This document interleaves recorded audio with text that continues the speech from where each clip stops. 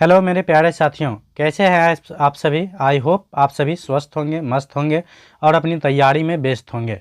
तो चलिए आज के इस वीडियो में जो है मैं आप लोगों को संज्ञा बोल रहे हैं, क्रिया और विशेषण, दो इम्पोर्टेंट टॉपिक जो है हिंदी ग्रामर का, उसका मैं ऑब्जेक्टिव प्रैक्टिस करवाने वाला हूं, वो भी फुल कॉन्सेप्ट के साथ। तो चलिए शुरू करते हैं बिना किसी देरी के। तो पहले हम लोग देखेंगे क्रिया से बारे में। तो पहला क्वेश्चन है, जो माँ मुझसे रोटी बनवाती है, इस वाक्य में बनवाना है। तो इस वाक्य में बनवाना जो है कौन सी क्रिया है। तो याद रखिएगा, जब कोई काम हम दूसरे के माध्यम से करवाते हैं तो उसको बोला जाता है प्रेरणार्थक क्रिया।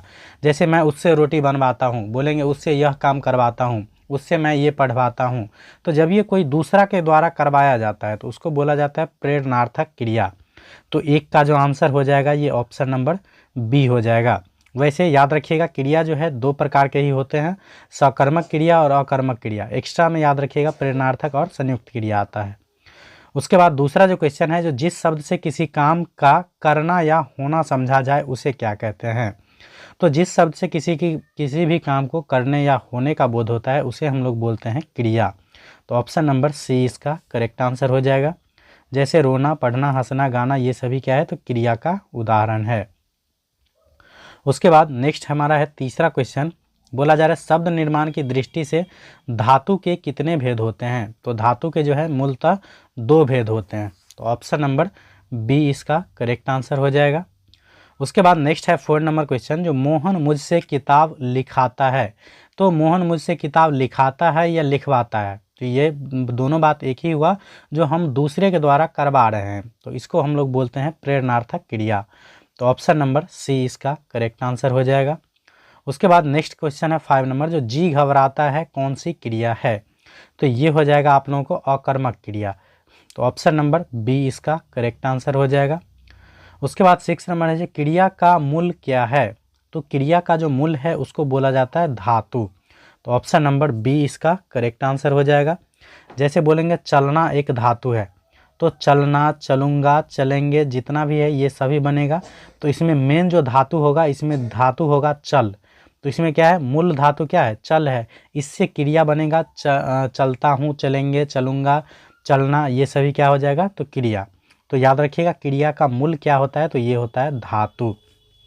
उसके बाद नेक्स्ट क्वेश्चन है 7 नंबर, जो उसका सिर खुजलाता है, यह किस क्रिया का उदाहरण है। तो उसका सिर खुजलाता है, तो ये हो जाएगा अकर्मक क्रिया। तो ऑप्शन नंबर बी इसका करेक्ट आंसर हो जाएगा। उसके बाद नेक्स्ट है 8 नंबर क्वेश्चन, जो बूंद बूंद से घड़ा भरता है, यह किस क्रिया का उदाहरण है। तो बूंद बूंद से घड़ा भरता है, यह भी हो जाएगा आप लोगों को अकर्मक क्रिया। तो ऑप्शन नंबर सी इसका करेक्ट आंसर हो जाएगा। उसके बाद 9 नंबर क्वेश्चन है, जो श्याम मुझसे कविता लिखवाता है। तो यहाँ भी क्या हो रहा है, तो हम दूसरे के द्वारा काम करवा रहे हैं, तो इसको हम लोग बोलेंगे प्रेरणार्थक क्रिया। तो ऑप्शन नंबर बी इसका करेक्ट आंसर हो जाएगा। सकर्मक और अकर्मक अगर समझ में नहीं आया होगा तो याद रखिएगा, जैसे बोलेंगे राम पढ़ता है, क्या बोलेंगे, जैसे बोलेंगे राम पढ़ता है, राम पढ़ता है, यह किस क्रिया का उदाहरण है, तो यह हो जाएगा अकर्मक क्रिया का। अकर्मक क्रिया किसको बोलते हैं, तो जिसमें क्रिया का प्रभाव जो है कर्ता पे पड़ता है। जैसे पढ़ता है, तो कौन पढ़ता है, तो राम पढ़ता है, तो ये क्रिया का काम, क्रिया का फल जो है किस पे पड़ा, कर्ता पे, तो इसको हम लोग बोलेंगे अकर्मक क्रिया। यही में अगर हम किताब लिख देंगे, जो राम किताब पढ़ता है, तो क्या पढ़ता है, तो किताब पढ़ता है, तो जब क्रिया का फल कर्म पर पड़े तो उसको बोला जाता है सकर्मक। सिंपल याद रखिएगा, जो आप काम कर रहे हैं उस काम का नाम दिया रहे तो वो समझिएगा सकर्मक, और उस काम का नाम नहीं रहेगा तो वो हो जाएगा अकर्मक। जैसे में आप लोग उदाहरण के तौर पे अभी देख सकते हैं, जैसे सीधा रहेगा राम पढ़ता है, तो ये हो जाएगा अकर्मक, और रहेगा राम किताब पढ़ता है, तो पढ़ना का काम क्या है, किताब पढ़ रहा है, तो ये हो जाएगा सकर्मक। जैसे बोलेंगे वह खेलता है, तो ये हो जाएगा अकर्मक। इसी में लिख देंगे जो वह क्रिकेट खेलता है, तब जाके ये क्या हो जाएगा, सकर्मक। तो उम्मीद करता हूँ आप लोगों को क्रिया से रिलेटेड जो है सारे डाउट क्लियर हो गया होगा। अब चलते हैं हम लोग विशेषण की ओर। तो देखिए, विशेषण पूछा जाएगा किसे कहते हैं, तो याद रखिएगा संज्ञा और सर्वनाम की विशेषता बताने वाले शब्द को क्या कहा जाता है, तो ये कहा जाता है विशेषण। तो विशेषण जो है 4 प्रकार के होते हैं, ये मैं आगे बता दूंगा। अभी याद रखिएगा, जो कुछ ऐसे विशेषण पूछा जाता है जो संज्ञा से बनता है, तो जैसे हो जाएगा राष्ट्र, तो राष्ट्र का विशेषण पूछा जाएगा तो याद रखिएगा ये हो जाएगा राष्ट्रीय। तो ऑप्शन नंबर सी इसका करेक्ट आंसर हो जाएगा। उसके बाद नेक्स्ट है दूसरा क्वेश्चन, जो परिमाणवाचक विशेषण नहीं है। तो परिमाणवाचक विशेषण पूछा जा रहा है, कौन नहीं है? तो देखिए यहाँ पूछा जा रहा है कौन सा जो है परिमाणवाचक विशेषण नहीं है। तो देखिए थोड़ा, तो थोड़ा क्या हो जाएगा? परिमाणवाचक विशेषण होगा। थोड़ा हो जाएगा, बहुत हो जाएगा, उसके बाद कुछ हो जाएगा, तो ये सभी क्या है? तो परिमाणवाचक विशेषण है। तो इसका जो करेक्ट आंसर हो जाएगा, ये ऑप्शन नंबर डी हो जाएगा, इनमें से कोई नहीं। उसके बाद तीसरा क्वेश्चन है, जो लाल कपड़ा, यहाँ लाल कौन सा विशेषण है? तो चलिए यहाँ मैं बता देता हूँ, जो विशेषण 4 प्रकार के कौन कौन होते हैं, तो याद रखिएगा, गुणवाचक विशेषण, परिमाणवाचक विशेषण, उसके बाद संख्यावाचक और सार्वनामिक। गुणवाचक, उसके बाद परिमाणवाचक, संज्ञावाचक दे दिया। गुणवाचक, परिमाणवाचक, संख्यावाचक और सार्वनामिक 4 प्रकार के विशेषण होते हैं। तो लाल याद रखिएगा, जिसमें हम किसी की रंग रूप आकार बताएंगे, मतलब गुण बताएंगे, उसको बोलेंगे गुणवाचक विशेषण। तो लाल कपड़ा, तो यहाँ लाल क्या है? गुणवाचक विशेषण। तो ऑप्शन नंबर ए इसका करेक्ट आंसर हो जाएगा। उसके बाद नेक्स्ट क्वेश्चन है 4 नंबर, बोला जा रहा है थोड़ा दूध, यहाँ पर थोड़ा कैसा विशेषण है? तो थोड़ा मतलब क्या है? यहाँ परिमाण बता रहा है, मात्रा बता रहा है।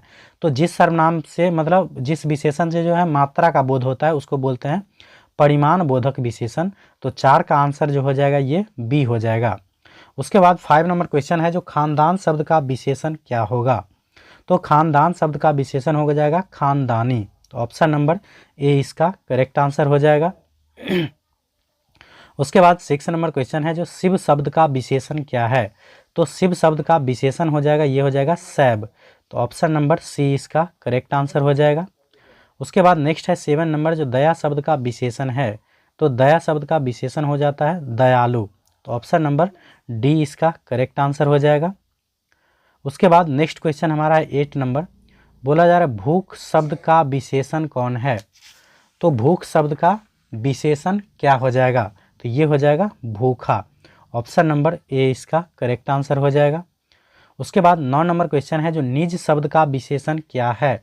तो निज शब्द का विशेषण हो जाएगा निजी। ऑप्शन नंबर बी इसका करेक्ट आंसर हो जाएगा। उसके बाद 10 नंबर क्वेश्चन है, जो विजय शब्द का विशेषण होगा।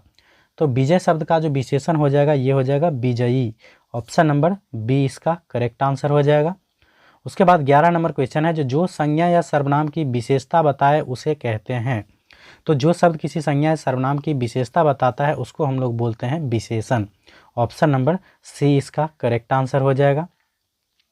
उसके बाद 12 नंबर क्वेश्चन है, जो नरक शब्द का विशेषण क्या है? तो नरक शब्द का विशेषण हो जाता है नारकीय। तो ऑप्शन नंबर डी इसका करेक्ट आंसर हो जाएगा। उसके बाद नेक्स्ट क्वेश्चन हमारा 13 का, जो धर्म शब्द का विशेषण होगा।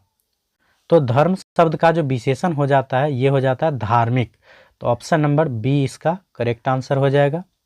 उसके बाद नेक्स्ट क्वेश्चन है 14 का, जो कुल शब्द का विशेषण होगा। तो कुल जो शब्द है, इसका विशेषण होता है कुलीन। ऑप्शन नंबर बी इसका करेक्ट आंसर हो जाएगा।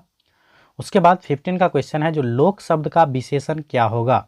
तो लोक शब्द का जो विशेषण होता है, ये हो जाता है लौकिक। तो ऑप्शन नंबर बी इसका करेक्ट आंसर हो जाएगा। उसके बाद 16 का है, जो आकर्षण शब्द का विशेषण क्या होगा? तो आकर्षण शब्द का जो विशेषण होता है, ये होता है आकृष्ट। क्या हो जाता है? आकृष्ट। तो ऑप्शन नंबर ए इसका करेक्ट आंसर हो जाएगा।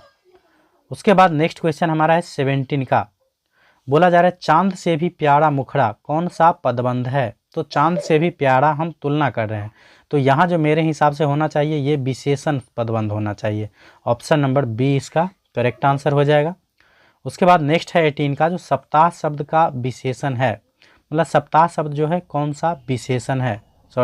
सप्ताह शब्द का विशेषण क्या होगा? तो ये हो जाएगा साप्ताहिक। ऑप्शन नंबर सी इसका करेक्ट आंसर हो जाएगा। उसके बाद नेक्स्ट है 19 का, जो माह शब्द का विशेषण क्या होगा?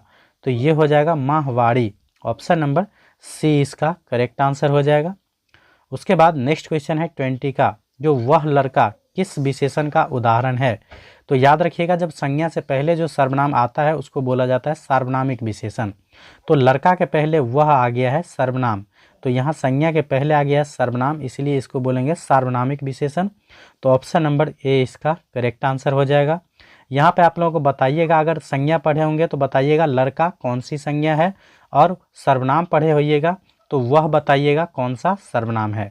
तो चलिए आज के इस वीडियो में जो है मैं आप लोगों को क्रिया और विशेषण दोनों से को जो है एक साथ समझाते हुए प्रैक्टिस करवा दिया हूँ। तो उम्मीद करता हूँ आप लोगों को यह वीडियो पसंद आया होगा। वीडियो पसंद आए तो लाइक कमेंट ज़रूर कर दिया कीजिएगा और अपने दोस्तों के साथ शेयर ज़रूर कर दीजिएगा। और इसी प्रकार के वीडियो देखने के लिए चैनल को सब्सक्राइब ज़रूर कर लीजिएगा। Thanks for watching.